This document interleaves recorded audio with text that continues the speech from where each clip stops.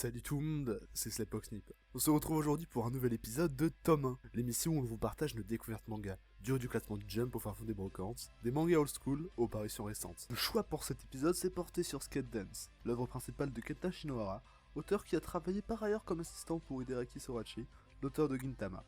Le manga Skate Dance est publié en 32 volumes, de juillet 2007 à 2013 au Japon.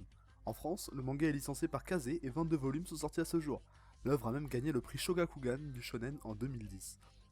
Personnellement, j'ai découvert ce manga en partie grâce à un épisode crossover avec Gintama, et en effet les deux mangas sont proches en plusieurs points, mais j'en parlerai après. Ce premier tome donc se divise en plusieurs petites histoires. La première se passe dans un lycée lambda. Un nouvel élève, absolument pas le cliché du geek, arrive dans la classe. Au cours de la pause déjeuner, une jeune fille arrive vers lui en panique, poursuivie par un méchant. C'est alors qu'un valeureux héros au goût vestimentaire discutable arrive pour la sauver. Grâce à leur jeu d'acteur extraordinaire, le nouveau va vite comprendre que la scène était fausse. En effet, il s'agissait d'une pirouette malhonnête des élèves pour faire une présentation slash pub de leur club lycéen, le Skate, qui est présenté comme le club des protecteurs de la vie scolaire. Les membres se présentent. Nayusuke, Akabosun, le chef du club, spécialiste des enquêtes en tout genre et portant un bonnet de weeb. Himeko, aussi appelée Onihime ou la princesse démon, faut le dire, c'est un surnom qui claque, c'est un peu le bras armé du groupe. Islamiste Grâce à sa force phénoménale. Ensuite, Twitch, spécialiste du recueillement d'informations et parlant avec une synthèse vocale. Bon, il est pas malade ou quoi, hein, c'est juste son kiff.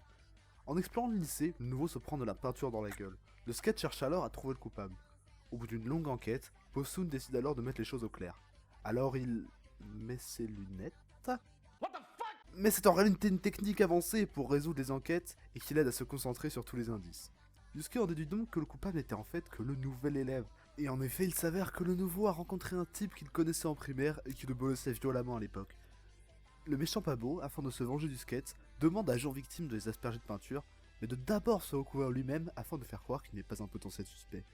Cyberbullying Boy leur dit qu'il n'avait pas le choix et que les gens comme lui ça devait rester bien sage jusqu'à la fin de sa scolarité et se laisser faire. Yusuke lui fait alors un discours sur le harcèlement, comme quoi c'est pas bien. Himeko latte le cul du bully, et tout est bien qui finit bien. On apprend ensuite que le nouvel élève arrive à s'intégrer et à rejoindre un club de basket. Dans le deuxième chapitre, le skate club se voit confier la garde d'un singe par une élève. Juste après, le prof de sciences, qui est aussi le prof responsable de leur club et accessoirement un énorme branleur, leur demande de garder une bombe de sa fabrication. Le singe vole alors la bombe, et au bout d'une course-poursuite effrénée, le skate arrive à récupérer le singe et la bombe, grâce à un système totalement improbable d'élastique. Durant la troisième mission, le skate doit élucider une histoire de fantôme rôdant derrière le lycée, et qui s'avéra n'être en fait qu'un habile stratagème mis en place pour booster les succès du club de journalisme de l'école. Le chapitre suivant les amènera à aider un samouraï totalement pété à gagner les tournois. Le samouraï a l'air extrêmement vif lors des entraînements, mais se fait rouler dessus pendant les compétitions. Le skate découvrira que ce qui lui conférait sa force était un frisque. Un putain de frisque. Non. Yusuke envoie alors le frisque au samouraï en pleine compète à l'air d'un lance-pierre. Perso, je pense que ça aurait été un meilleur développement que le gars s'étouffe et qu'il ait un arc prison pour mineur. Bon, après, ça reste mon avis. Le chapitre d'après se concentre sur Himeko. Elle se fait capturer par une bande de voyous qui n'ont aucun style au passage. Hein. Comme ça fait mal. Et dont la chef se fait passer pour la princesse démon. Et là, vous me demandez sûrement comment Himeko se fait capturer aussi facilement vu qu'elle possède une force herculéenne. Enfin, vous le demandez peut-être pas, vous êtes pas obligé, vous savez. Eh bien, je vais vous répondre quand même, c'est parce qu'elle avait oublié son arme de prédilection, baptisée Cyclone.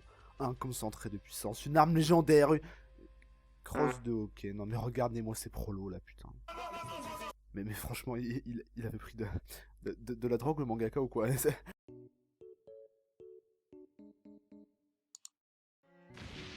Bref, Bosun, grâce à sa perspicacité hors du commun, arrive avec Switch afin de sauver leur ami. Himeko récupère son arme, mais au moment de se venger, des souvenirs lui apparaissent et elle décide de s'aviser et de laisser partir ses ennemis. On apprend que Hime ne veut plus renouer avec son passé de délinquante, mais sa réputation de princesse démon reste encore présente. Le dernier chapitre de ce tome 1 met en scène une jeune fille, Romane Saotome, qui a visiblement de sérieux troubles psychologiques puisqu'elle voit le monde dans le shoujo rétro. Elle peut aussi faire apparaître des bulles de dialogue stylisées un peu chelous. Elle vient voir le skate car elle a croisé un garçon qu'elle prie pour le prince charmant et cherche à le retrouver. Ce garçon s'avérera être Bosun. Bon, les goûts et les couleurs, hein, comme dit.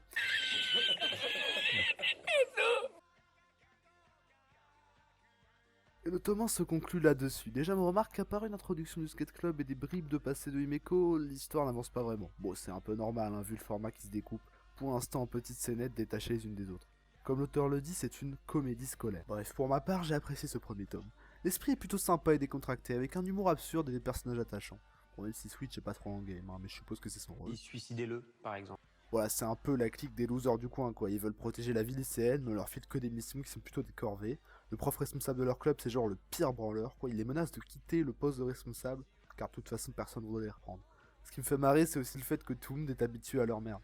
Comme quand ils font toute la scène au nouveau, les gens sont habitués et personne ne réagit. Ça donne l'esprit du petit club qui galère sa race, mais qui se donne. Enfin, ça reste quelque chose d'assez récurrent dans le shonen, hein. Et on imagine qu'ils seront amenés à prendre de l'importance par la suite. Le côté enquête est pour l'instant pas super développé, mais j'aime bien les moments où Bosun met tous les éléments côte à côte afin de résoudre le mystère. En perso, j'ai essayé aussi en lisant tous les témoignages de trouver le coupable, mais vu que ma concentration a une durée maximale de 2 secondes et demie, je trouvais pas. Ensuite, au niveau du dessin, ça reste plutôt basique. Ah, c'est marrant. Mais les expressions sociales me font marrer, un peu à la manière d'un GTO. Une autre tendance qu'a ce manga, c'est de briser le quatrième mur, c'est-à-dire enlever une partie du côté réaliste du manga. Les personnages savent qu'ils sont dans une fiction mais s'adressent directement au spectateur. Comme quand les personnages savent que quelqu'un lance un flashback, ou alors le chapitre qui m'a bien fait rire, où la meuf fait apparaître des bulles spéciales et les autres peuvent le voir et lui demandent comment elle fait.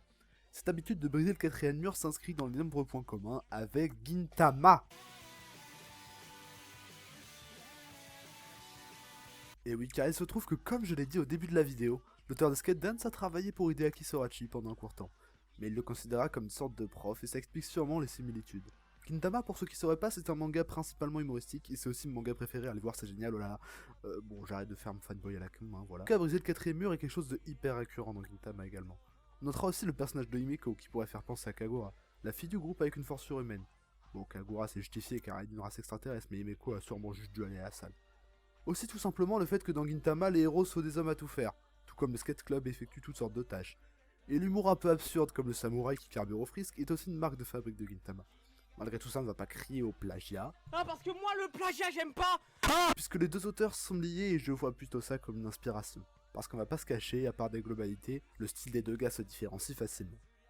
Voilà, donc en tout cas, ce manga m'a fait sourire, il possède un thème assez léger et se lit très bien. C'est une agréable découverte et on va dire que je suis enclin à continuer après ce tome 1, ce qui est une bonne chose ma foi.